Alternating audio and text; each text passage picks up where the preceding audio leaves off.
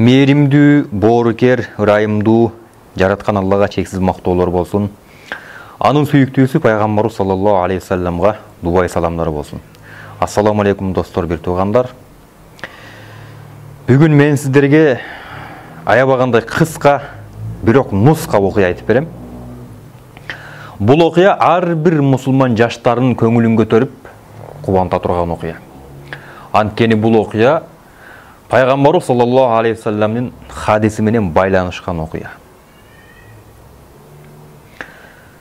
Пайгамбарыбыз саллаллаху алейхи вассалам алтын кеселер менен Каусар суусунун жээгинде үммөтүмдү күтөм. Ал жакка киргендерге Каусар суусун сунам деген эле.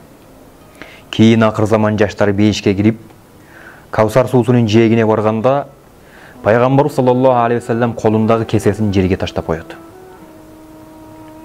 Муну көргөндөрдүн баары таң калат. Пайгамбарыбыздын тегерегинде турган сахабалар, мусулмандар, айтор Каусар суусунун жээгинде тургандардын баары таң калат.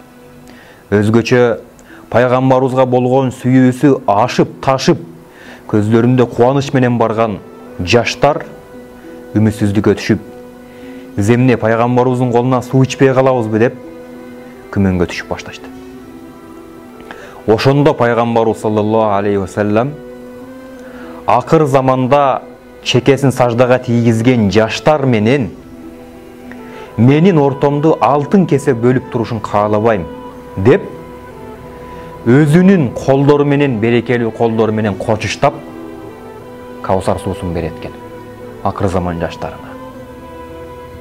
Мына көрдүңүздөрбү, урматтуу туугандар? Ар бир мусулман жаштарын жүрөгүндө Пайгамбарыбыз саллаллаху алейхи вассаламга сүйүүсү, урматы ашып ташып жаткан жаштардын көңүлүн көтөрө турган, кубанта турган хадис менен байланышкан окуя. Ар бир доордо жашаган жаштар биз акыр заман жаштар болуп калсак экен деп үмүт кылат. Биз дагы үмүт кылабыз. Пайгамбарыбыз саллаллаху алейхи вассаламдын өз колдорунан, берекелүү колдорунан ар бир мусулман жаштары Каусар суусун ичти. Аллахым баарыбызга насип кылсын. Кийинки видеодон көрүшкөнчө саламатта туруңуздар.